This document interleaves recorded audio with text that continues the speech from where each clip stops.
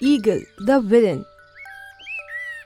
एक समय की बात है, ठंडी का मौसम आने ही वाला था। सारे पक्षी अपने बच्चों के अंडों से बाहर आने की राह देख रहे थे। तोताराम, अरे वाह, अब तो बस कुछ ही समय है हमारे प्यारे प्यारे बच्चों के बाहर आने में। मैरी चिड़िया, हाँ तोताराम, फिर तो जंगल में हर तरफ शोर ही शोर होगा। हाँ, हम सबके बच्चे एक साथ खेलेंगे।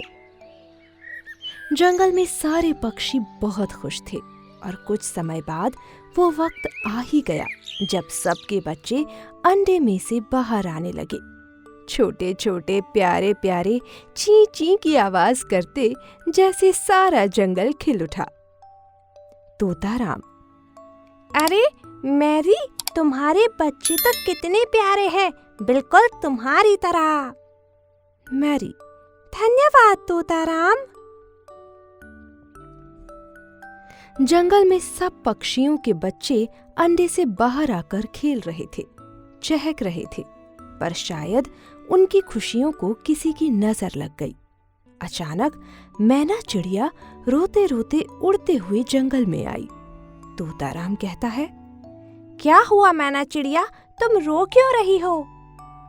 मैरी चिड़िया, हाँ, आज सुबह से ही वो तुम्हारे दो प्यारे प्यारे बच्चे हुए हैं, तुम तो कितनी खुश हुई थी। मैना चिड़िया, शायद मेरी ही नजर लग गई मेरे बच्चों को, वो चालाक बाज ने पकड़ के खा लिया मेरे मासूम बच्चों को। मैना चिड़िया रोने लगती है। मैरी चिड़िया, हे भगवान, अब ये कौन सी मुसीबत है, ये बाज तो किसी के बच्चों को छोड़ेगा नहीं। अब तो हम सबको अपने बच्चों को बहुत संभाल कर रखना पड़ेगा।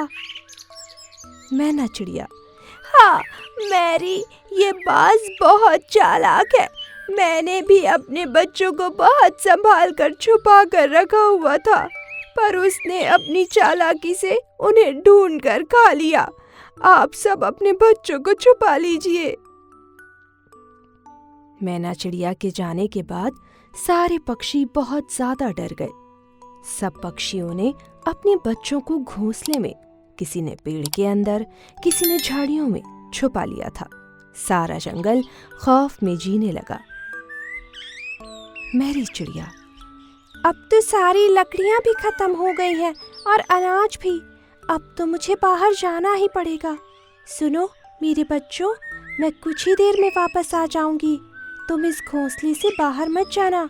मैं घास से तुम लोगों को ढक कर जा रही हूँ, नहीं तो वो बाज तुम्हें खा जाएगा। मैरी चिड़िया घोंसले में अपने बच्चों को छोड़कर ऊपर से घास डालकर लकड़ियाँ और अनाज लेने के लिए निकल जाती है। यहाँ उसके छोटे छोटे बच्चे आपस में खेल रहे थे। खेलते खेलते उसमें से एक बच्चा नीचे गिर गया और माँ माँ चिल्लाने लगा। उसे देखने बाकी बच्चे भी बाहर आ गए। उनकी आवाज सुनकर मैरी वापस आ ही रही थी कि बाज की नजर बच्चों पर पड़ गई और उसने झपट्टा मारकर उन्हें मार डाला और खा लिया।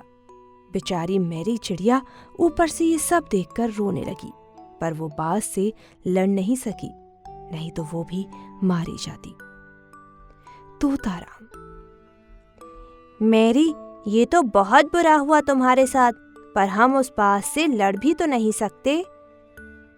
मैरी, हम उससे लड़ नहीं सकते, पर उसे सबक तो सिखा ही सकते हैं। मैं अपने बच्चों का बदला उस बाज से जरूर लूंगी। पर तुम करोगी क्या मैरी? वो बाज तो बहुत शक्तिशाली और चालाक है। कभी कभी ज्यादा होशियारी भी भारी पड़ जाती है। मैरी बहुत दुखी थी। अपने बच्चों की मौत से वो बाज को सबक सिखाना चाहती थी, पर उसे समझ नहीं आ रहा था वो ऐसा क्या करे जिससे वो बाज उसके जाल में फंस जाए। तोताराम, एक बात बताओ, चील ज्यादा तेज उड़ सकती है या बाज? तोताराम कहता है, मुझे तो लगता है वो नया बाज है जो सबको खा जाता है, वही सबसे तेज है।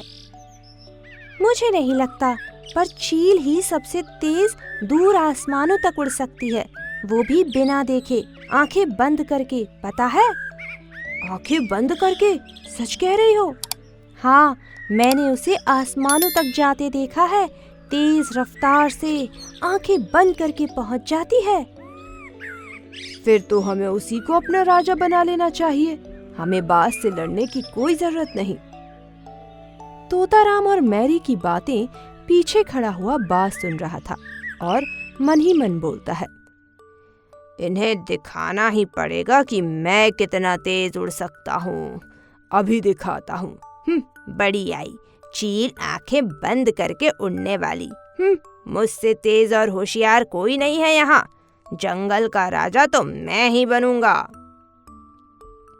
बाज गुस्से में आके आंखें बंद करके तेज रफ्तार से उड़ने लगता है और ऊपर जाकर एक जाल में फंस जाता है जो मैरी ने बाज के लिए बिछाया था।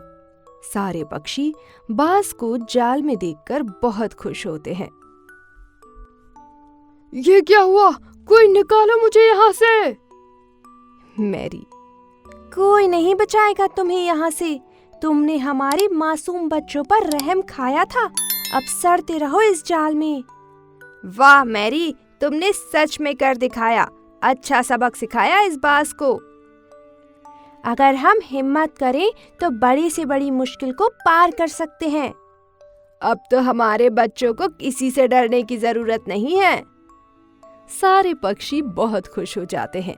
उनके बच्चे अब फिर से इस जंगल में खेल सकते थे, उड़ सकते थे, गा सकते थे। मोरल: कभी कभी ज्यादा होशियारी भी महंगी पड़ जाती है।